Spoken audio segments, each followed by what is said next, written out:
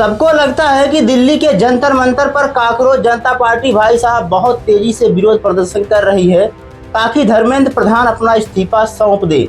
लेकिन हाँ दोस्तों, अब जो है काकरोच जनता पार्टी की जो सफलता है वह शायद धीरे धीरे कदम आगे बढ़ा रही है, क्योंकि अब जो है धर्मेंद्र प्रधान सहित 2 व्यक्ति इस्तीफा देने जा रहे हैं और भारत के कैबिनेट मंत्री से मतलब उनको हटाया जा रहा है। नरेंद्र मोदी ने ऐसा फैसला जो है लेने का ऐलान कर दिया है।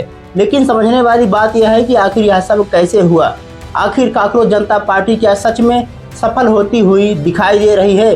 जैसा कि दोस्तों आप सभी को पता होगा कि लगभग पिछले कई दिनों से दिल्ली के जंतर मंतर पर विरोध प्रदर्शन काफी तेजी से बढ़ा हुआ है और एक ही डिमांड काकरोच जनता पार्टी कर रही है कि जो धर्मेंद्र प्रधान है वह जो है अपना इस्तीफा सौंप दे, नहीं तो आने वाले समय में और ज़्यादा विरोध प्रदर्शन देखा जा सकता है। और यहीं से भाई साहब यह मामला जो है तूल पकड़ता हुआ दिखाई दे रहा था और अब जो है काकरोच जनता पार्टी को सफलता मिलती हुई शायद जो है अब सफलता शायद काकरोच जनता पार्टी को मिल सकती है, क्योंकि जो कैबिनेट मंत्रालय है उसमें जो है फेरबदल करने का ऐलान जो है नरेंद्र मोदी सरकार ने कर दिया है और इसमें कई बड़े नाम जो है शामिल हो सकते हैं। कई लोगों को इसमें फिर से मौका दिया जाएगा। उसमें से एक नाम जो है नीतीश कुमार का शामिल है और दूसरा नाम जो आता है वह भाई साहब है आम आदमी पार्टी के जो पूर्व नेता रह चुके हैं, जो बीजेपी में अब शामिल हो गए हैं, जिनका नाम है राघव चड्ढा। जी हाँ दोस्तों, अब राघव चड्ढा को शायद अब मंत्री बनाया जाए और यहीं से यह मामला भाई साहब पूरी तरीके से एकदम बदलता हुआ नजर आ रहा है। जैसा कि दोस्तों आप सभी को पता होगा कि जो CJI हैं सूर्यकांत, उन्होंने बहुत विवादित बयान दिया था और इसके बाद से यह मामला बहुत तेजी से उभरा हुआ था और तब जाकर कैबिनेट जो मंत्री हैं उनको अब जो है हटाए जाने का प्रावधान धीरे धीरे से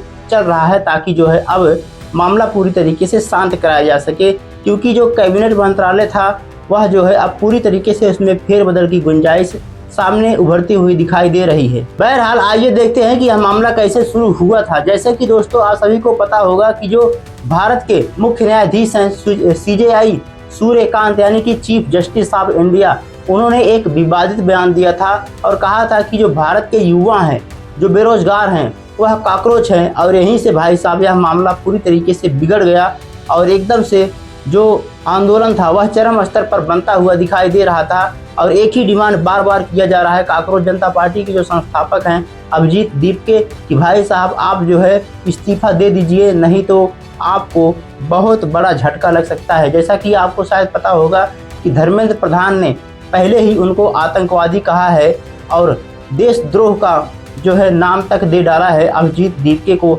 इतना ही नहीं, जो उनका जन्मदिन था, धर्मेंद्र प्रधान का जन्मदिन था, उन्होंने धर्मेंद्र प्रधान को बर्थडे विश किया भाई साहब और कहा कि जन्मदिन की हार्दिक शुभकामनाएं, लेकिन भाई साहब आप इस्तीफा दीजिए, आपसे हमें हाथ जोड़कर विनती कर रहा हूं, ऐसा उन्होंने कहा था। लेकिन दोस्तों क्या इतना आसान है कि धर्मेंद्र प्रधान इस्तीफा दे देंगे? क्या उनको कैबिनेट मंत्रालय से हटाया जा सकता है?